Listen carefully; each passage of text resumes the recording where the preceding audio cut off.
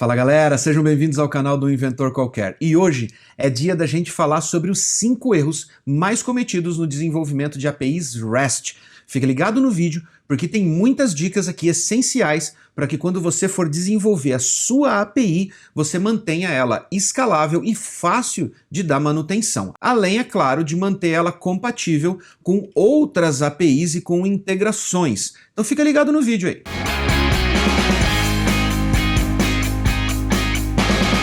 No nosso Top 5, nós vamos começar com confundir ou não utilizar adequadamente os métodos HTTP relacionados com os métodos da sua API. Não confunda o que são métodos HTTP com os métodos da sua API, mas eles têm que trabalhar em conjunto. Tá cheio de API por aí, onde as pessoas não respeitam essa relação entre o protocolo e a API, os métodos e as ações que são executadas dentro da sua aplicação. Quando a gente fala de métodos HTTP, a gente está falando daqueles métodos GET, HEAD, POST, PUT, PATCH, DELETE, CONNECT, TRACE e OPTION. Então fica ligado e não confunde isto com os métodos que você cria dentro da sua API lá de criar produto, atualizar preço e tudo mais. Porém, o erro mais cometido por desenvolvedores é não relacionar os métodos HTTP corretamente com os métodos criados dentro da API. Dentro das APIs ou dos frameworks de desenvolvimento de API,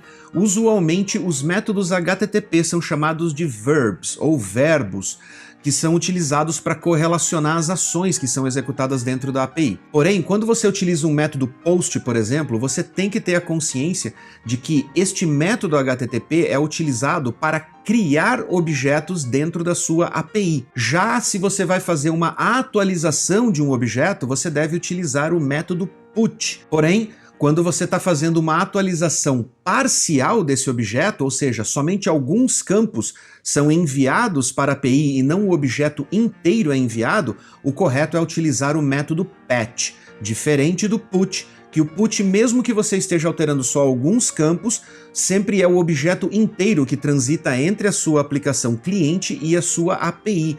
O PATCH aceita que você transfira apenas parte daquele objeto para que ele seja processado e atualizado dentro do objeto ou persistido em banco de dados. Então fica ligado nesses pequenos detalhes, porque isso faz toda a diferença quando você vai fazer a integração da sua API com outras APIs ou com SDKs que vão consumir a sua API. Quando os métodos da sua API não utilizam os métodos HTTP corretos, esses geradores de SDK ou esses integradores automatizados não vão entender que tipo de objeto tem que transitar, ou principalmente quando você define um esquema da sua API utilizando um OpenAPI Specification, por exemplo, ele pode não entender que numa requisição ao método PUT, você pode enviar os dados parciais. Se você fizer isso, você vai ter um problema de integração. Métodos parciais para atualização, método PATCH. Objeto inteiro para atualização, método PUT. Para pegar dados, GET. Não utilize GET para inserir ou alterar informações dentro da sua API. Isso pode dar um problema gigantesco. A começar por certas APIs que a gente vê por aí que utilizam URLs como essa que eu vou mostrar na tela aqui para vocês, onde os dados são passados através da URL, porque o método GET não tem corpo. Quando você passa os dados pela URL, você pode enfrentar vários problemas que vão desde a codificação dos caracteres que estão sendo enviados, até mesmo o limite de dados que a URL do navegador ou a URL dos servidores HTTP comporta. Um limite de caracteres que pode variar de servidor para servidor e que você também pode configurar ele diferente em alguns servidores HTTP. Porém, esse limite é colocado lá porque as URLs não são feitas para se passar dados por elas ou grande quantidades de dados por ela. Ela tem um limite porque ela é só o caminho onde a ação vai ser executada. Então usar métodos GET passando dados pela URL ou via query string, como a gente costuma chamar, para fazer alterações de dados na sua API é um dos piores erros que você pode cometer no mapeamento dos métodos da sua API. Number 4. Não versionar a sua API. Sim, o versionamento de API já não é mais uma questão opcional. Se você realmente quer que a sua API seja escalável, que ela integre com outras APIs, que outros consumidores ou programadores possam consumir a sua API para fazer integrações, ela precisa estar versionada. Além disso, isso pode afetar a escalabilidade da sua aplicação, além, é claro, da manutenção dela. Imagine o seguinte, que você tem um método de cadastramento de produtos na versão 1. Logo, você quer fazer uma atualização nesse cadastramento de produto e incluir um novo campo que vai ser obrigatório. Se você não tiver versionado a sua API e todas as requisições vão bater no mesmo path, ou seja, barra produtos, você vai ter um problema, porque quem já fez a integração com a sua API vai ter essa integração quebrada no momento em que você fizer deploy dela. Já se você tem um versionamento, os usuários que ainda utilizam a integração com a versão antiga da sua API conseguem manter essa compatibilidade retroativa, não quebrando a integridade, não quebrando a integração e mantendo os clientes conseguindo consumir ou enviar dados para sua API, especialmente se o seu negócio depende dessas integrações, o que com certeza vai ser o caso, já que você está criando uma API, você está focando em fazer uma graninha ali. A integração faz parte do seu core business, correto? Então, quando você não tem o versionamento, você é obrigado a publicar essas alterações na versão raiz, ou seja, não tem versão, vai ser sempre no path raiz da sua API. Porém, quando você tem o versionamento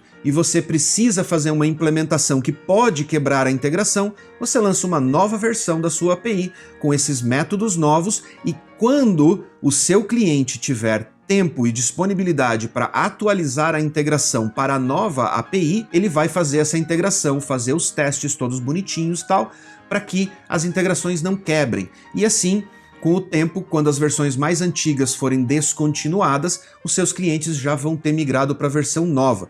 Isso permite que você continue evoluindo a sua API, continue desenvolvendo novos recursos, sem que você perca essas integrações ou que você prejudique quem está consumindo a sua API nas versões mais antigas. Number three.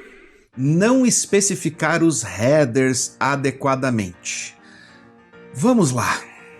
Quase ninguém presta atenção nesse item porque os headers estão sempre ocultos. Eles não passam pelo crivo dos testes na maioria das vezes, porque a gente não faz a verificação de que tipo de cabeçalho está sendo enviado para a API e que tipo está sendo devolvido. Porém, os headers fazem parte essencial da estabilidade e da performance da sua API, porque é através deles que você determina a validade daquela informação que está sendo fornecida, é através dele que você estabelece as permissões de acesso da sua API, por exemplo, o CORS, para saber de qual domínio aquela requisição está vindo, ou se aquele domínio tem permissão para acessar ou não, ou se tem um header informando qual é a API Key, dando autorização para acesso à sua API. Porém, um dos maiores benefícios de você ter os headers da sua aplicação muito bem definidos e muito bem controlados para cada um dos métodos é a performance, pois nele você estabelece de quanto em quanto tempo aquela informação está sendo atualizada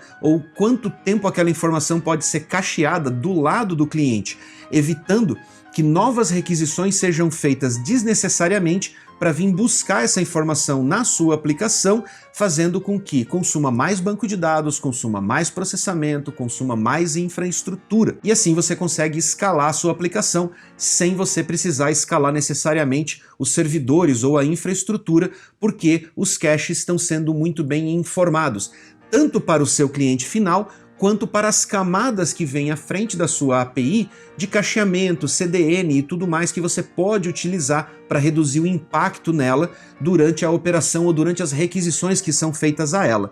Então, preste bem atenção nos headers, coloque os headers na listinha de checklist lá de boas práticas para o desenvolvimento da sua API e não deixe mais passar esse item na hora de desenvolver os seus projetos. Number two. API Stateful. Esse item é um item um pouco delicado, porque aqui no canal a gente fez uma série inteira falando sobre a Amazon na prática, de como você desenvolver a sua API e publicar ela lá na Amazon, mostrando passo a passo cada um dos itens são 12 aulas que você pode encontrar aqui na nossa playlist e você pode assistir ela inteira. Porém, toda vez que a gente fala em cloud, a gente fala em escalabilidade. E escalabilidade você só tem se a sua aplicação estiver preparada para ser escalada. Lá nos anos 90, vamos voltar um pouquinho, nós desenvolvíamos, por exemplo, aplicações em PHP que utilizavam os métodos session do PHP. E o PHP armazenava essas informações de sessão no disco local do servidor. Porém, lá naquela época, a gente nem sonhava em como seriam as estruturas ou a infraestrutura nos anos 2020. Mas a tecnologia evoluiu para que nós ganhássemos escalabilidade. E hoje, os projetos gigantescos que nós temos aí na internet só são possíveis porque as aplicações são stateless. Ou seja, elas não dependem da máquina aonde ela está rodando. E isso é muito importante para que você tenha escalabilidade. Dentro de uma infraestrutura em cloud, você vai escalar horizontalmente, não verticalmente. Qual é a diferença? Para você escalar verticalmente, você precisa aumentar a capacidade de processamento ou a capacidade computacional deste servidor onde a sua aplicação está hospedada. Hoje em cloud, você pode manter os servidores ou as instâncias num tamanho menor que seja compatível com o melhor desempenho da sua aplicação e escalar horizontalmente, ou seja, ao invés de ampliar a instância que você está rodando a aplicação, você levanta mais instâncias. Qual a vantagem?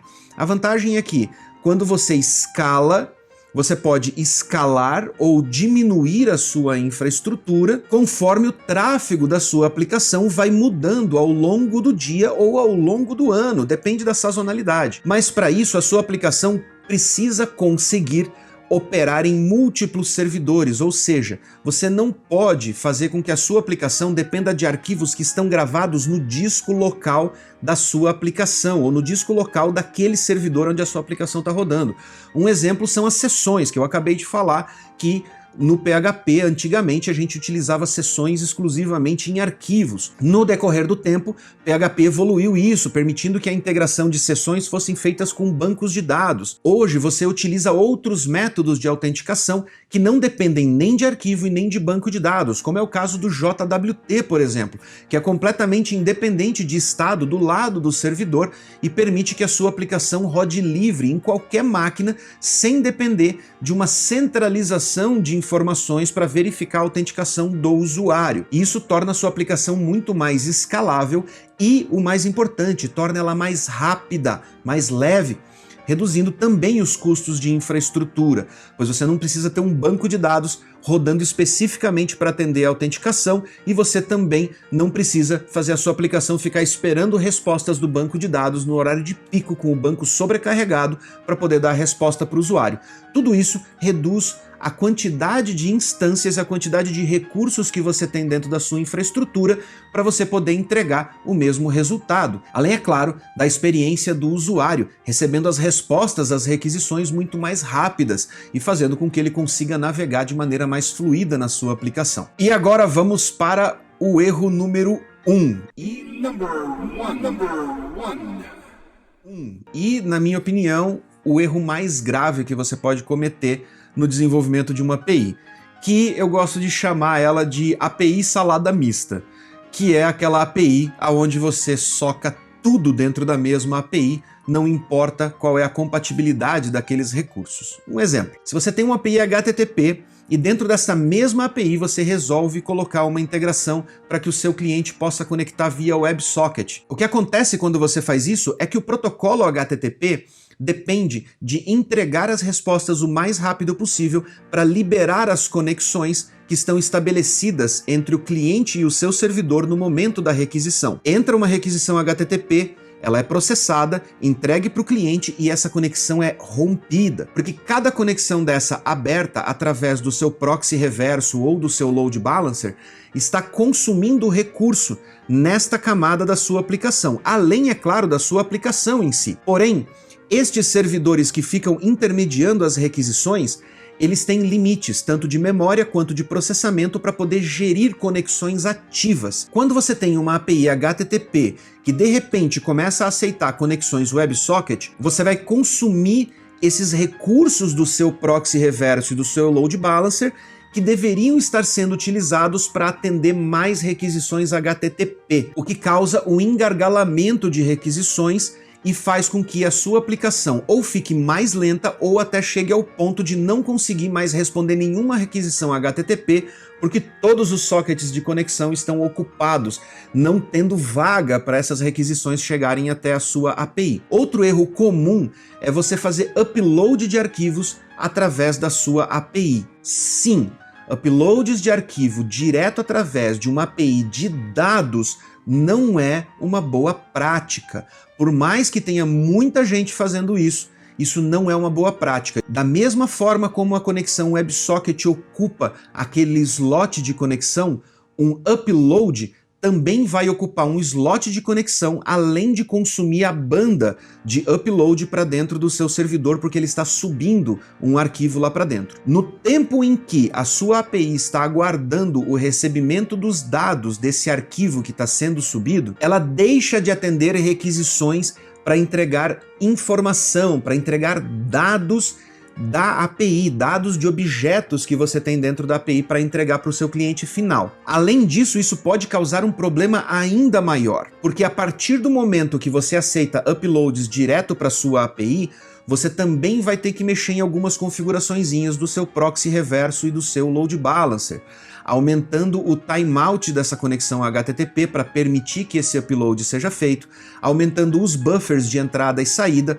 ou aumentando o limite do tempo de conexão entre a sua aplicação e o próprio proxy reverso. Isso abre portas para ataques à sua aplicação que podem desabilitar serviços ou os chamados ataques DDoS, porque uma vez que você permite que uma conexão de usuário tenha um tempo além de 30 segundos, como timeout, ou um buffer exageradamente grande para permitir que esses arquivos sejam subidos através da sua API, um hacker também pode usar esta mesma porta para abrir centenas ou milhões de conexões à sua aplicação sem enviar nada, simplesmente para ocupar todos os slots da sua aplicação e nenhum usuário conseguir acessar ela. Nesse momento, também abrem-se portas de vulnerabilidade da sua aplicação por causa da sobrecarga de requisições. Mas a respeito desse assunto específico, eu estou preparando um materialzinho muito especial aqui no canal para ensinar você como fazer uploads de arquivo sem depender ou sem fazer com que esses arquivos passem pela sua API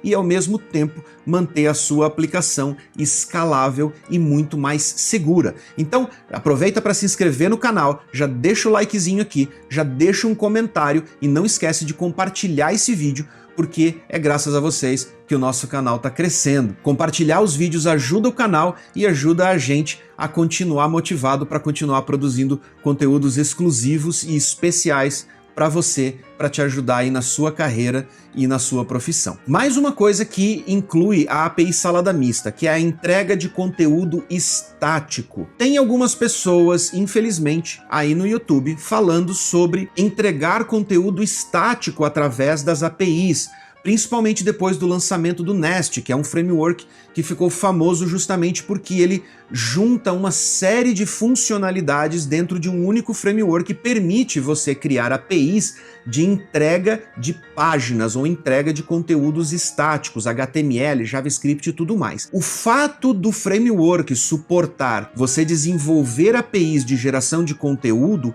não significa que você deva misturar o que é API de dados com o que é a API de geração de arquivos estáticos. Você precisa entender essa diferença. Isso nós fazíamos lá na década de 90, mais uma vez, quando a gente programava em PHP e a gente enfiava um monte de código PHP no meio do HTML para poder construir o conteúdo ali dentro do HTML. Mas uma API, ela é uma interface de programação para permitir que essas aplicações se comuniquem entre si.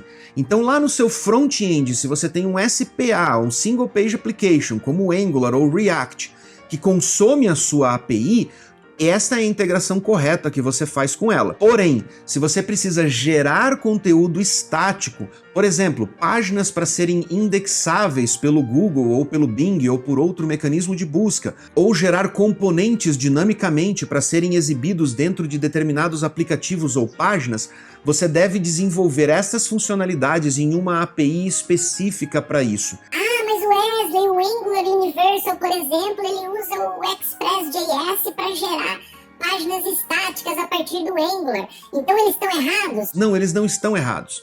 Se você já trabalhou com o Angular Universal, você sabe que na hora que ele está gerando as páginas estáticas, ou seja, está gerando os HTMLs de forma que possam ser indexados pelos mecanismos de busca, o próprio Angular Universal consome a sua API de dados para popular esse template HTML, para popular esta página que ele está gerando. Então, há uma diferença entre a API de dados que você está utilizando para fornecer os dados para as outras aplicações e o Angular Universal. O Angular Universal, ele vai fazer o mesmo papel do Angular ou do seu app mobile, por exemplo, e vai consumir os dados. A única diferença é que ao invés dele consumir estes dados para exibir diretamente para o usuário, ele está gerando páginas estáticas para serem servidas ao seu usuário ou aos mecanismos de busca. Então, tenha sempre em mente essa diferenciação entre o que é uma API de dados, o que é uma API especificamente para upload de arquivo, como é o caso da API do Amazon S3, por exemplo, ou do próprio Google Cloud. Todos eles têm uma API que permite você fazer uploads de arquivo. Essas APIs são exclusivas para uploads de arquivo ou downloads de arquivo, porque dessa maneira eles conseguem controlar as regras técnicas ou as regras de negócio que estão ali por trás daquela API para que ela atenda a essa funcionalidade especificamente. E se essa API sofrer um ataque, a API de dados está protegida, ou seja, se alguém tentar derrubar a sua API de upload, a sua API de dados vai continuar entregando dados de produtos, vai continuar recebendo pedidos, vai continuar recebendo ordens de pagamento e tudo mais, somente a parte de upload vai ficar travada por alguns minutos até que você resolva o problema do suposto ataque ou da sobrecarga que ocorreu naquela camada da sua aplicação. Eu espero que vocês tenham gostado das dicas que eu dei neste vídeo e eu espero que vocês consigam implementar elas aí na aplicação de vocês para que a gente possa construir uma internet mais rápida, mais segura e mais padronizada.